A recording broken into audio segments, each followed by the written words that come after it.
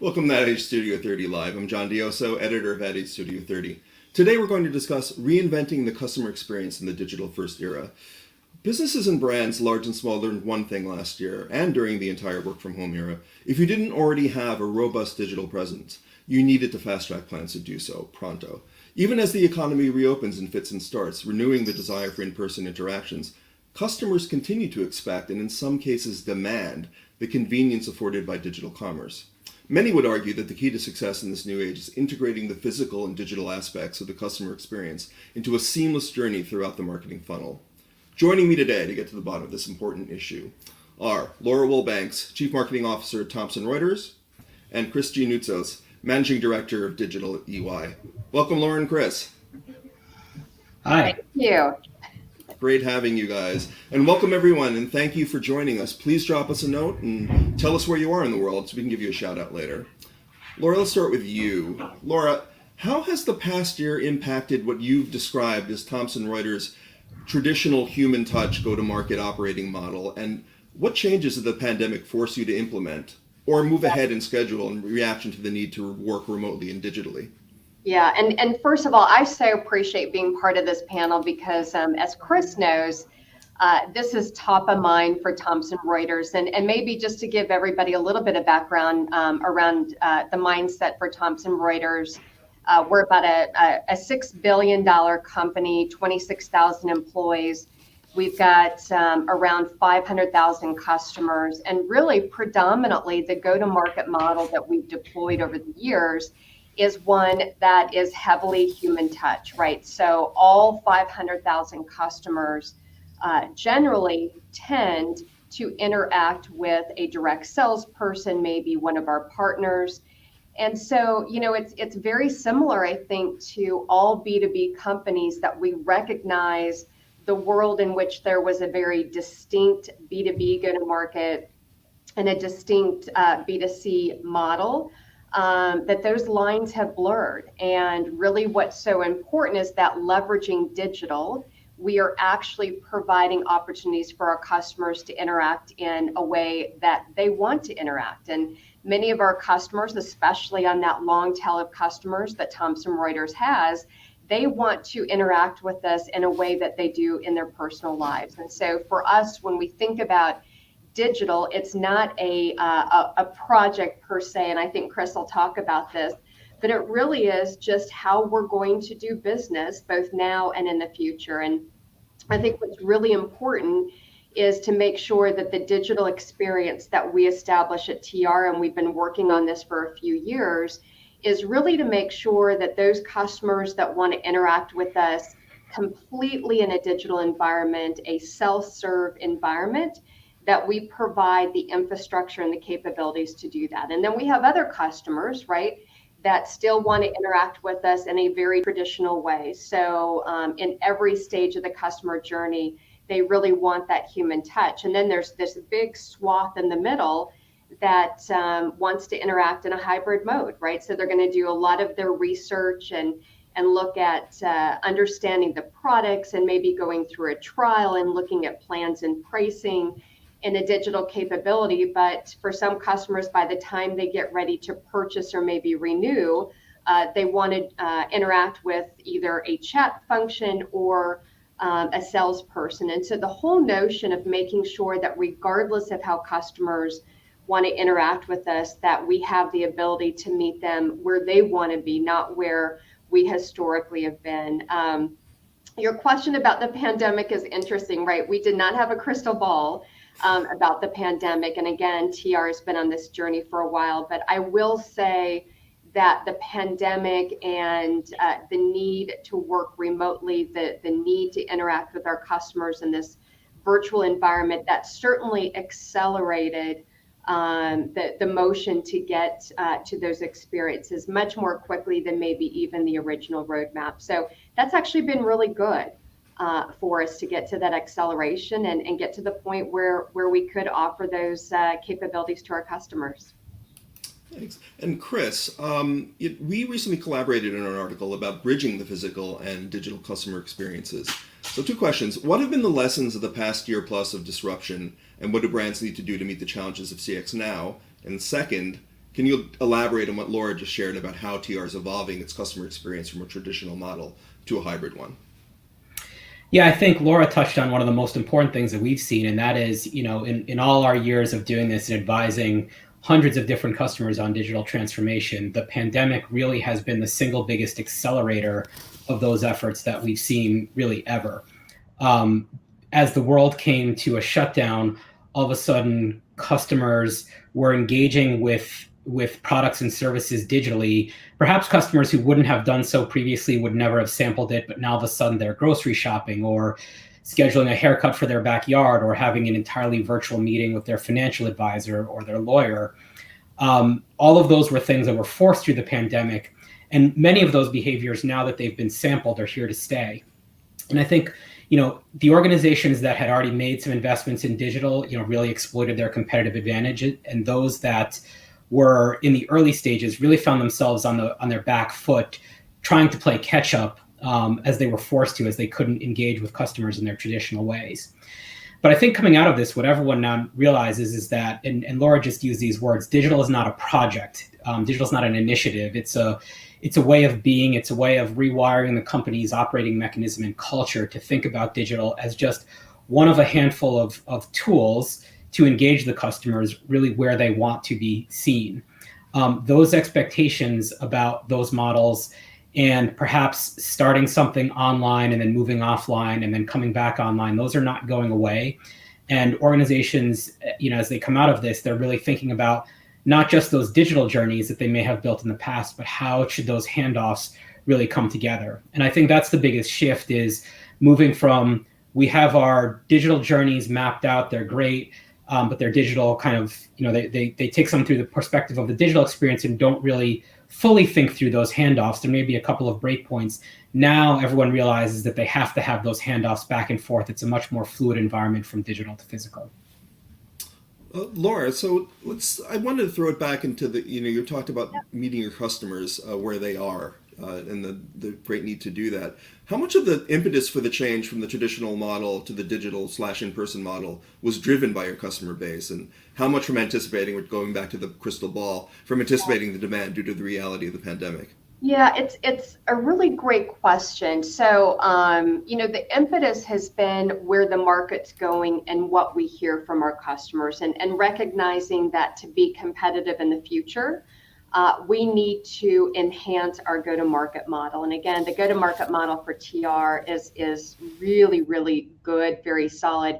I think, like many B2B companies, what our customers tell us is that they have trust in their direct salesperson. They have trust in any of the partners that we work with. And so for us, the impetus and really the challenge or opportunity is, how do you enable that same level of trust that a customer's receive from working with the direct salesperson? How do you enable that in a digital environment? And so really for TR, it's all been about where the market's heading, what we hear from customers.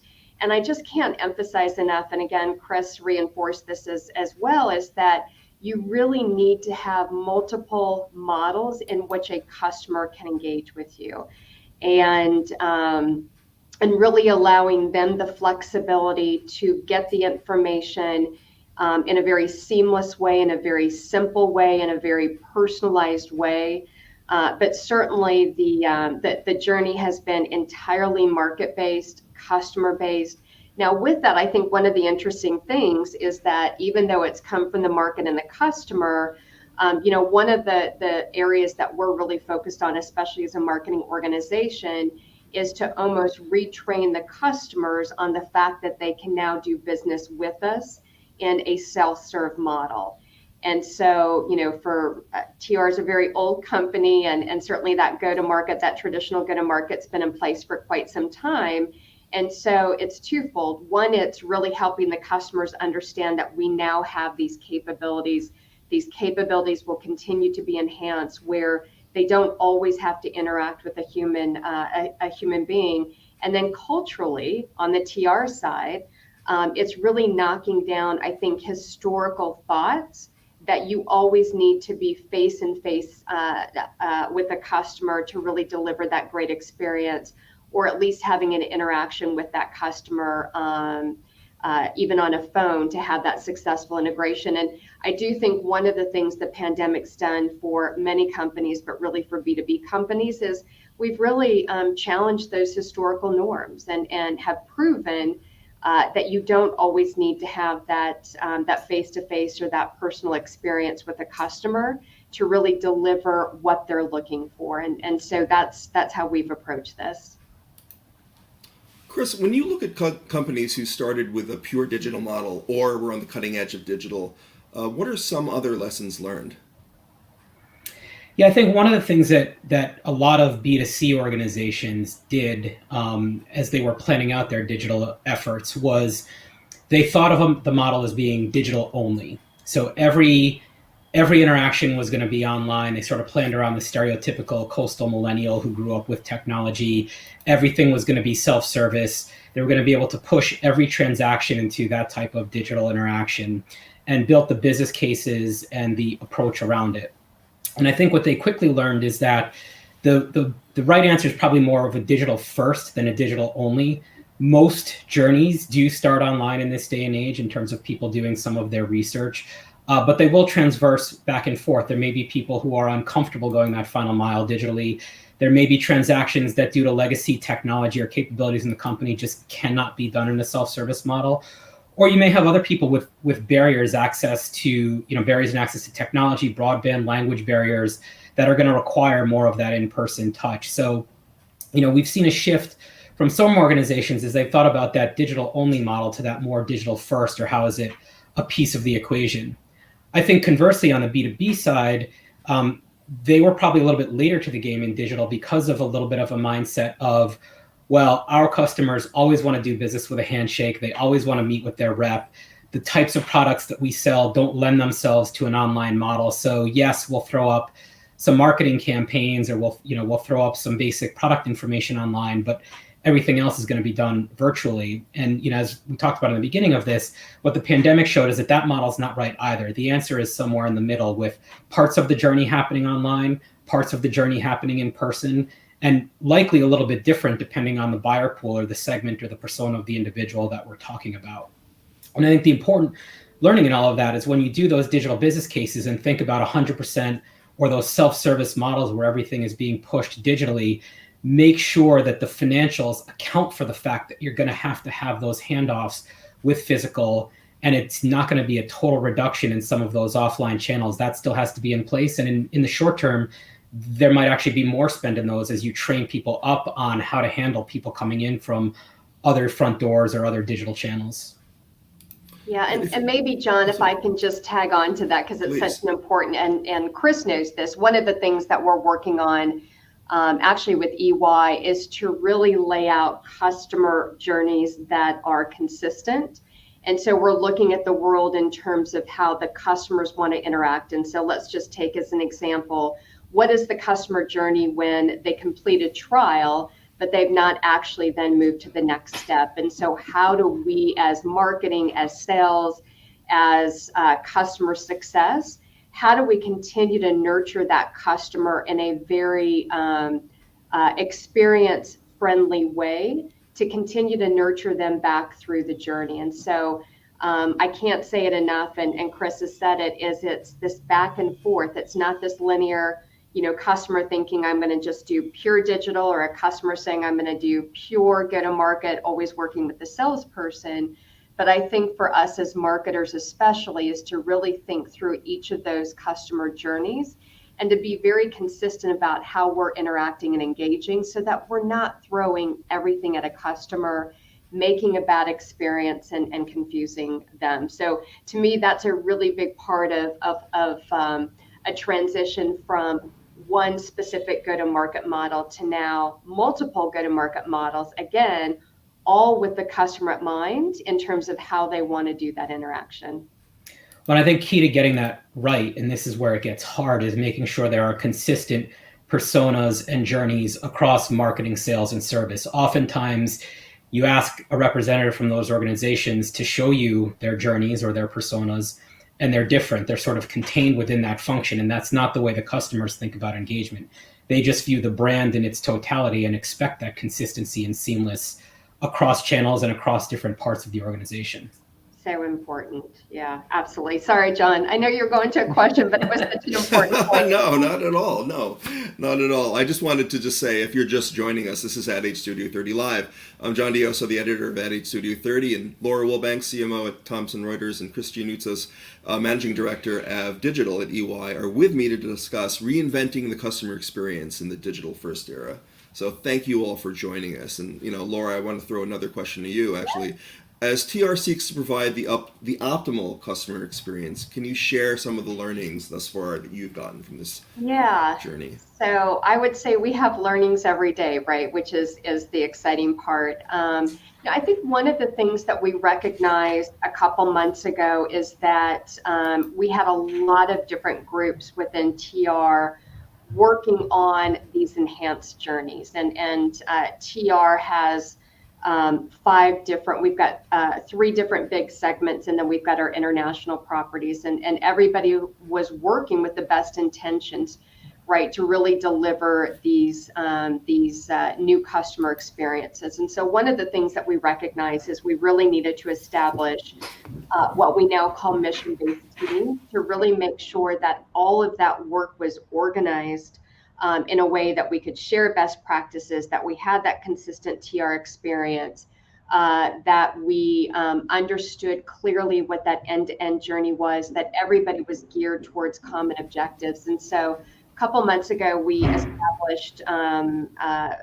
early 3 mission-based teams. So as an example, we've got a team that's really focused on renewals, another team that's focused on new sales experiences. And the teams are made up of people from all the functions that are necessary to make that successful. And so marketing's part of it, product marketing, technology. We've got business segment representation. And so that team has been removed from their day job, if you will. They give 100% commitment to the focus that's in front of them. They outline what the OKRs are, right? What the goals are. They're responsible for looking at the end-to-end journey, whether it's a digital self-serve or a much more traditional go-to-market model. They're mapping out their personas, the customer journeys. They're constantly outlining hypotheses around ways that we can drive a better customer experience.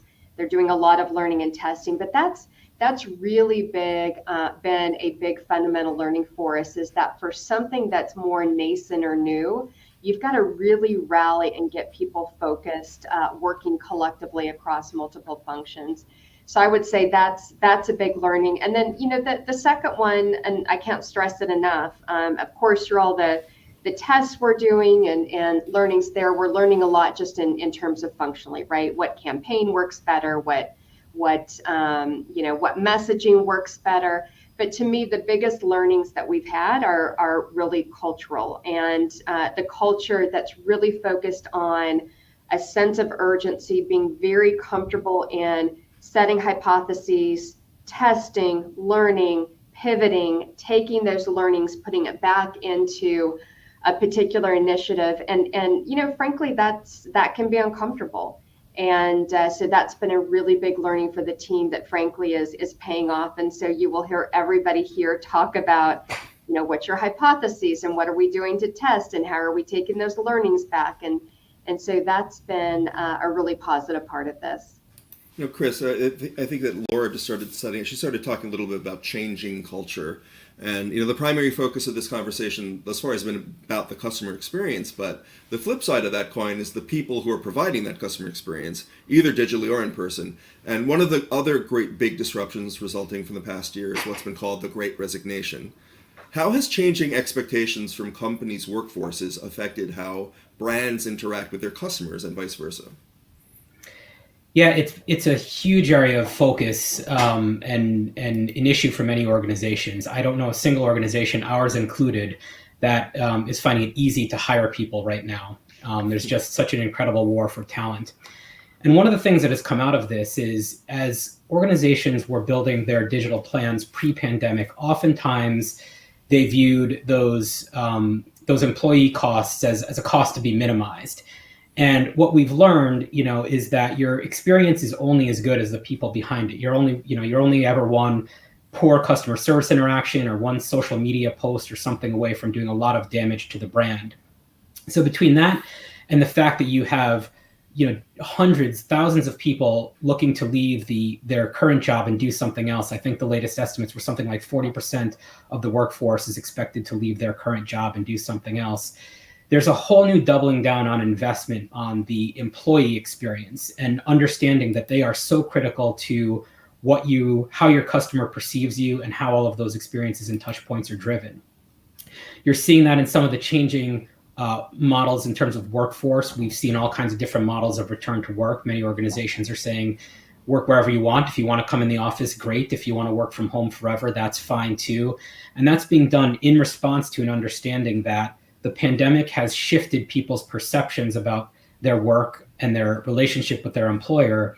And therefore, the way that employees are treated is really key to making that good customer experience and keeping them around. I think the other thing, and TR was way out in front of the ball on this, is so many of the younger generation, Gen Y and Gen Z, they think about a job not just in terms of the salary and the career path, but what is the purpose that the organization stands for. And so we're seeing more brands be very thoughtful and intentional about being public with their purpose, what that means as a tool, not only to get people to come work for them, but to get people to stay. And I think that's a trend that we will see continuing through the end of this year and into next. And Laura, I want to, since Chris brought up TR, I want to get a little bit more about your perspective on this. How has this affected TR's internal operations as you've adjusted to improve the customer experience, and how has it affected how you're recruiting going forward?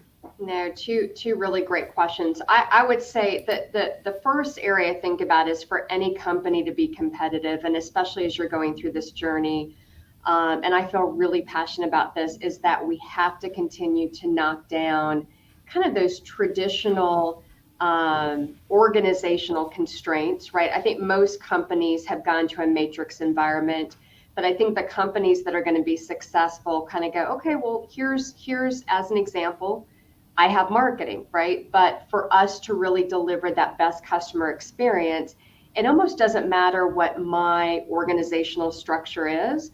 I know that we need to work with every single department. And again, we've actually taken people off their day jobs and put them into these mission-based teams, because we know that through working together, they're going to be able to deliver a much better experience doing that. So again, I really think that companies that will be competitive really continue to knock down the silos that any organizational structure creates. The second one, and I mentioned this earlier, for us is really reinforcing this whole notion that we are a test and learn culture, and not everything's going to be perfect. And in fact, if it almost feels like it's perfect, we're probably not stretching ourselves enough. So constantly testing and learning and making mistakes, but taking those learnings back into what we're doing. So to me, those are the cultural changes from that perspective.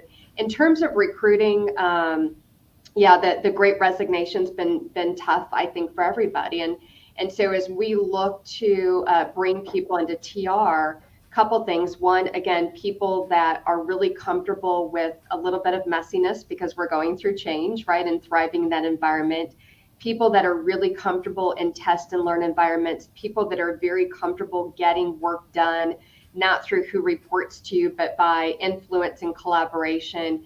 And then personally for me, where I've really pivoted from a hiring in terms of marketing is I look for people that actually, even in our traditional B2B environment, people that are really comfortable and have grown up in a consumer marketing environment, people that are almost digital native, right, where they come from a company that actually does the majority of their business through a self-serve digital model. And so I've brought in a lot of new talent that really has augmented the really strong talent we already had in place for marketing. And those two blending together, I think, are creating something really special. I think we have time for one last question while I have you. It's early October, and if we had had this conversation a few months ago, we might have had a completely different perspective. Now, the good news is that the infection rates from the Delta variant are finally trending downward, but there's still ongoing uncertainty, and that's changed a lot of plans that most of us had for the fourth quarter. Flash forward a year, what changes do you think we'll be reviewing in October 2022? Laura, why don't you go first, and then Chris, you can wrap it up. Yeah, I wish I had my crystal ball. I would say, gosh, if we fast forward a year from now, I still think companies are going to be learning how best to adapt to what has become such a virtual environment, right? I mean, from an employee perspective, employees certainly have proven that they can be very productive. I know companies want employees to come back for the most part, not every company, but at least part of the time. We've proven that we can do a lot of things that normally we said we couldn't do without being in front of customers. So to me, I think it's going to be very much a one size fits all strategy. It doesn't work. And what we're doing at TR is to really looking at different situations, making sure that we've got flexibility. That's what I tell my team all the time, right? We've got to look for flexible options, those hybrid options. And a great example of that is 2 years ago, I think if I had asked any salesperson, could we do one of our big customer conferences in a virtual environment, they would have said no.